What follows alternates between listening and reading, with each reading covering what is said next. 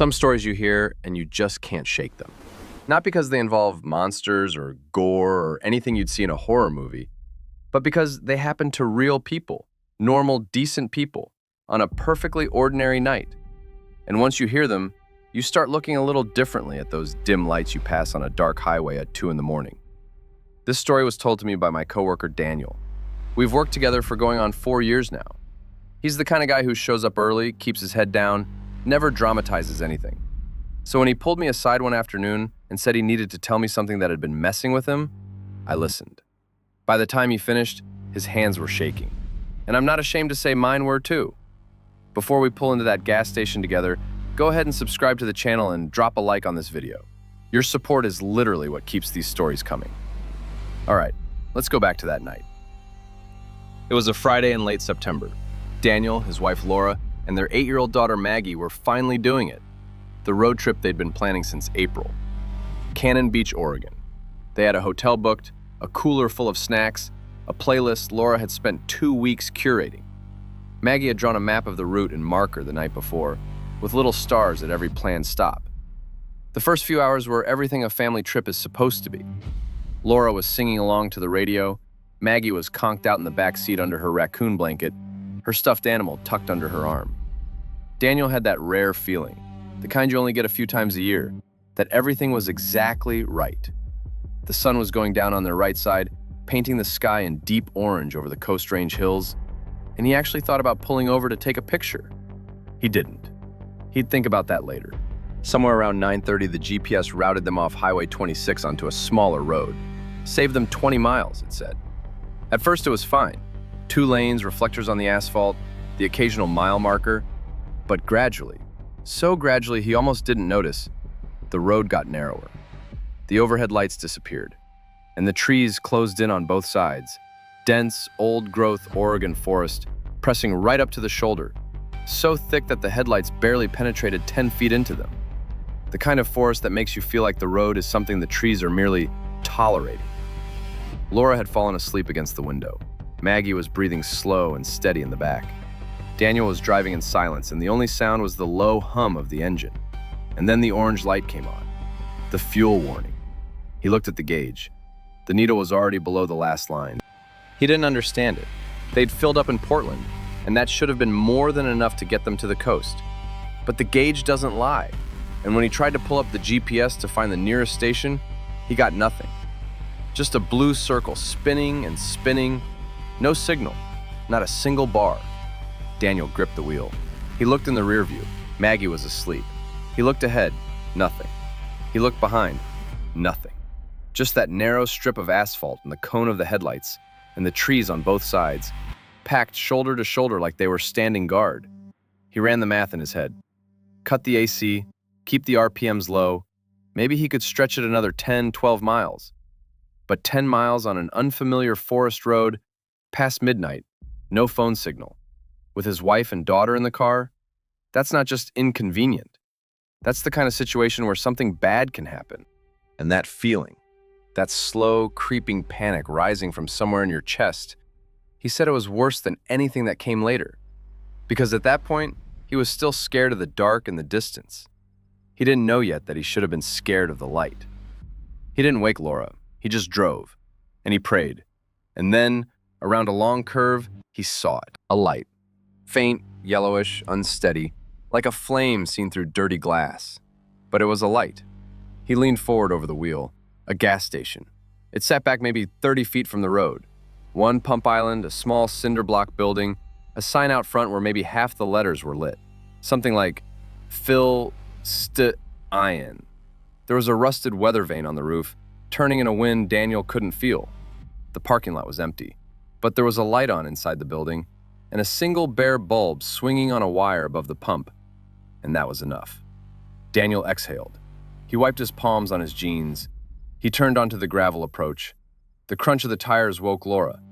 She looked out the window, squinting, and said it looked closed. Daniel told her it was fine. They'd fill up and be back on the road in 5 minutes. He smiled when he said it. He told me later he doesn't know why he smiled. When he stepped out of the car, the first thing he noticed was the quiet. Not silence exactly. Something more than silence. an active, deliberate stillness.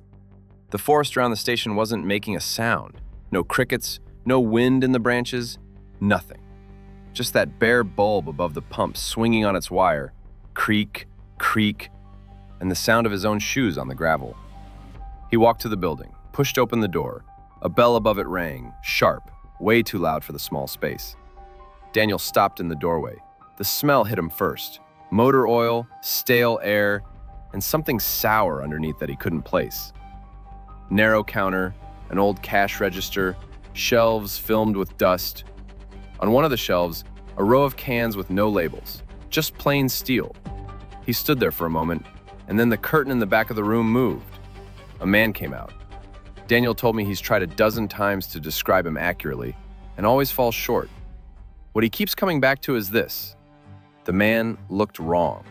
Not frightening, not aggressive, just wrong. Like someone who hadn't been around other people in a very long time and had quietly forgotten some of the rules. He was somewhere between 50 and 70, hard to say.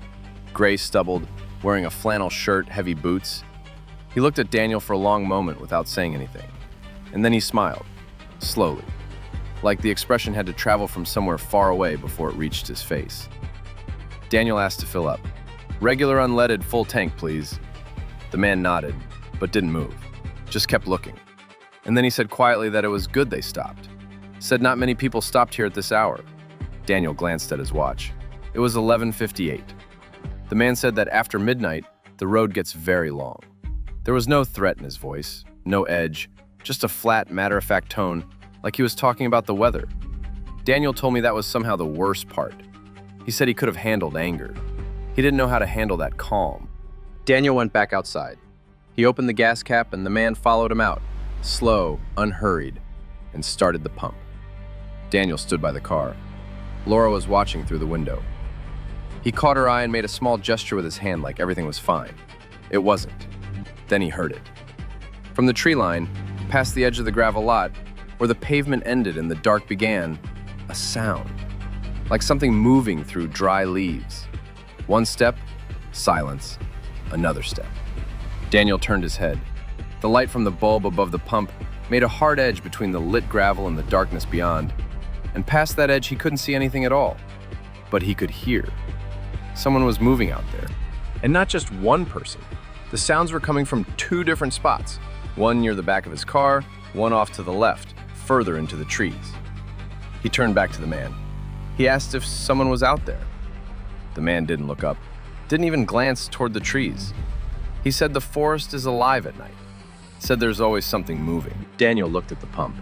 The numbers were rolling over so slowly, it was almost comical for a tank that small. He asked if the pump could go any faster. "Old pump," the man said. "Nowhere to be in a hurry." Daniel went inside to prepay. The man had said no cards, cash only. He pulled out his wallet. And that's when he heard it. A sound. Soft, but unmistakable. He looked up. The man was at the door, turning the deadbolt from the inside. Daniel kept his voice level. He asked what he was doing. "Draft," the man said, without turning around. Wind picked up outside. Daniel looked through the window. The bulb above the pump was swinging exactly as it had been. No more, no less. Not a breath of wind. Laura was twisted around in the passenger seat now, checking on Maggie, then looking back at the building. He could see the tension in her shoulders, even through the glass. He set the cash on the counter. He said he was going to go check on the pump. The man said it would shut off on its own. Told him to sit down, rest a minute. Asked how far they were going. Daniel said they were fine on time. The man said the coast was still 4 hours out, maybe more. Daniel hadn't told him where they were going. He hadn't said a single word about their destination. He stood very still for a moment, the way you do when you realize something has gone wrong, but your brain is still half a second behind catching up to it. Then he walked to the door, calm as he could manage, and tried the bolt. It slid open easy, too easy, like it was never really locked, like the man just wanted him to know he could. Outside, the sounds from the tree line were closer now. He was certain of it. He walked to the rear of the car, looking into the dark, and for just a moment, just a fraction of a second, he saw a shape between the trees, motionless, standing there, watching. The pump clicked off. Daniel pulled the nozzle, replaced it, closed the gas cap. He got in the car. He pulled the door shut, and for a second he just sat there with both hands on the wheel. Laura asked what happened. He said, "We're leaving." She started to say something. He said it again. "We're leaving, right now." And something in his voice stopped her. He turned the key, reversed off the gravel, straightened out, and pressed the gas. In the rearview mirror, he watched the man, standing in the doorway of that little building, arms at his sides, watching them go. Not waving, not moving, just watching, until the taillights turned the corner and there was nothing behind them but dark. Daniel drove the next 22 miles without stopping, without explaining. Laura held his hand on the center console and didn't ask questions. Maggie slept through all of it. He only stopped when he saw the lights of a small town ahead, a real town, with a 24-hour Shell station and a clerk visible through the glass and a couple of trucks in the lot. He pulled in, put it in park, and just sat there for a few minutes with the engine running. The next morning, he called the county sheriff's office, gave them his best estimate of the location, described the building, the single pump, the sign. The deputy called him back 2 hours later. The coordinates matched an old service station that had been closed since 1998. Windows boarded up, no signs of recent habitation, no record of any business license, no owner on file for the last decade at least. Daniel asked if there were any footprints on the property. The deputy said yes, tire tracks, fresh, and boot prints on the gravel, leading up to the front door. But inside the building, nothing. And in the tree line at the edge of the lot, the undergrowth was pressed down in a few spots, like people had been standing there recently. They never found out who the man was. They never found out who, or what, was moving in those trees. I think about that story every time I'm driving at night and I see a lone light out in the dark. And I think about Daniel's daughter, sleeping under her raccoon blanket, with no idea how close the night came to going a different direction. What would you have done? If it was your family in that car, your tank on empty, and that's the only light for 15 miles, do you stop? Do you trust it? Let me know in the comments. I read every single one, and I think you'll be surprised how many people have their own version of this story.